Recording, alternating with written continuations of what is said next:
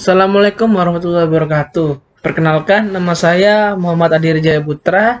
Saya di sini akan mempresentasikan tentang studi kasus kebijakan keamanan informasi di Universitas Muhammadiyah Jember. Oke, pertama-tama pengenalan saja. Kelompok 8 disusun oleh anak saya. Habis itu Eriko Effendi, ada Calvin Batiar, M. Rafli, dan Edo Haikal Umari. Pertama-tama ada standar keamanan informasi ISO 27001.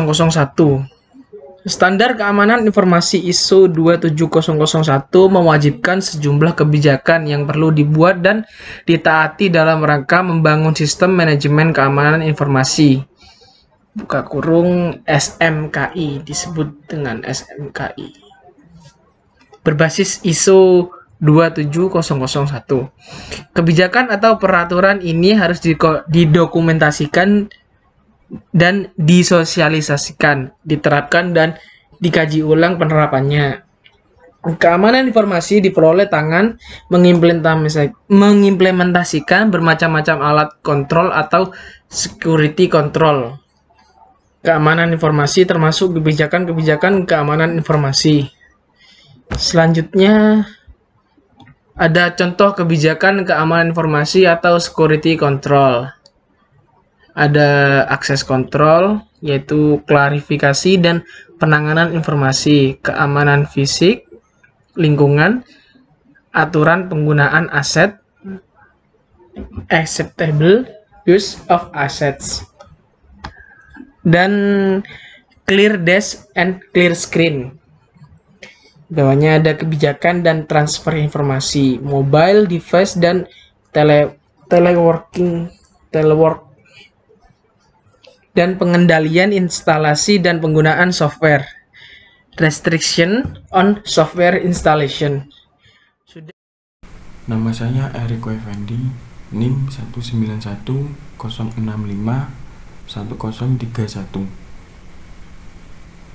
Di sini saya akan melanjutkan presentasi dari teman saya tentang contoh kebijakan keamanan informasi atau security control. Pada backup, perlindungan terhadap malware, manajemen of technical vulnerability, kontrol kriptografi, dan keamanan komunikasi.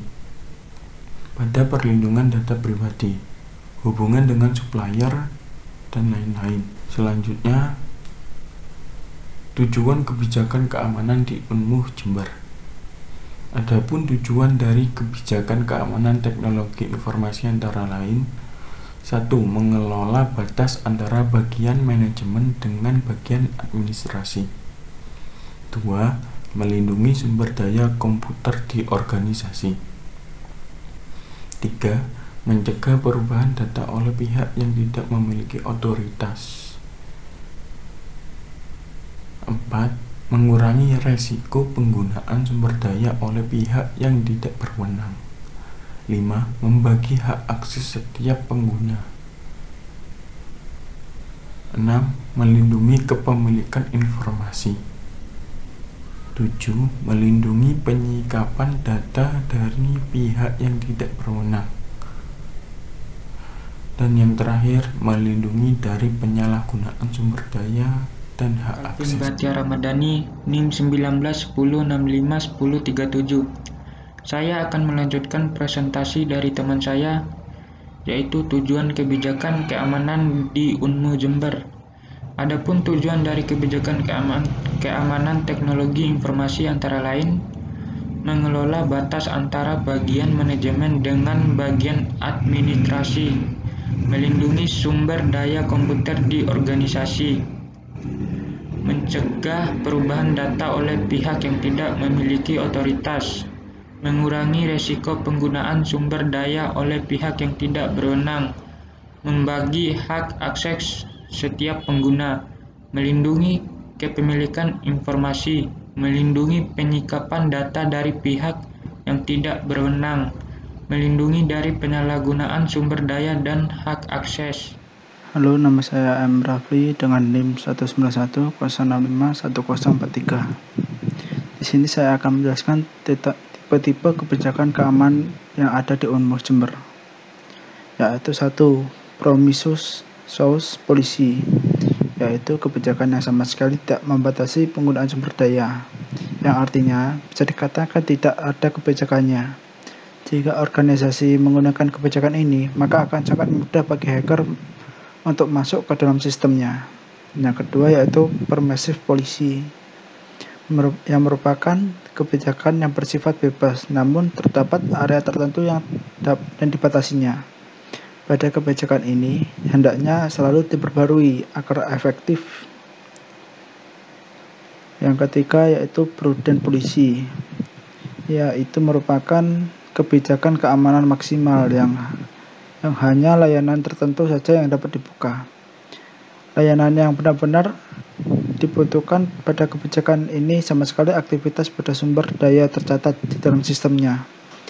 Biasanya pada kebijakan ini diberlakukan enkripsi untuk sistem yang digunakan. Yang keempat adalah Paranoid Policy.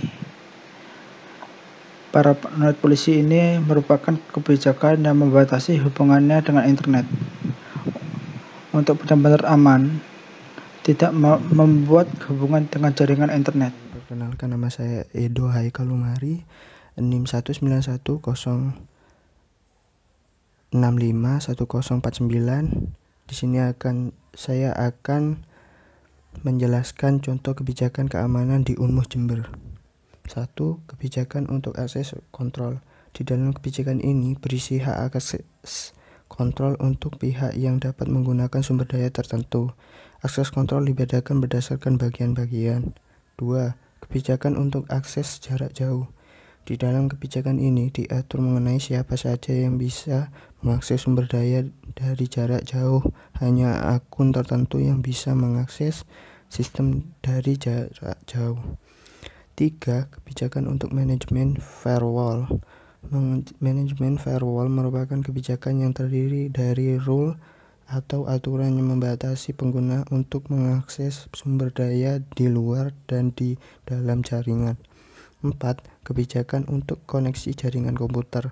Kebijakan ini berisi kebijakan mengenai instalasi perangkat baru, perubahan data, dan lain-lain.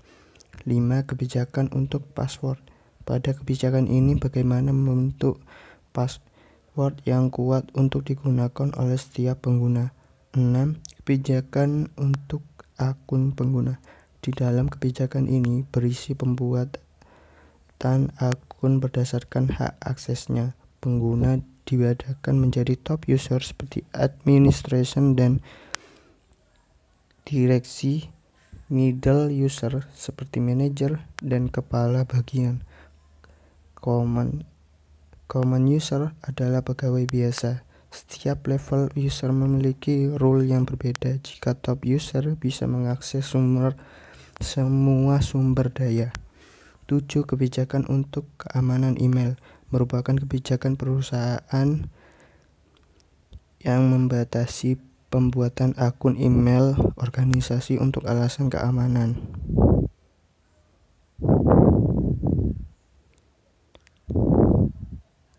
Selanjutnya yaitu langkah-langkah dalam pembuatan dan implementasi kebijakan keamanan Unmuh Jember. 1. Melakukan penilaian risiko. Langkah pertama adalah melakukan penilaian risiko untuk mengidentifikasi risiko terhadap aset yang ada. 2. Mempelajari pedoman kebijakan organisasi lain. Langkah kedua, jika organisasi lain telah mempunyai kebijakan keamanan teknologi informasi, maka tidak salahnya kita mempelajari kebijakan mereka, sehingga dalam membuat kebijakan nantinya bisa membuat perbandingan mana yang lebih baik untuk diterapkan di organisasi kita. 3. Mengikut sertakan senior kampus. Langkah ketiga dalam pembuatan kebijakan tentunya senior lebih paham mengenai organisasi.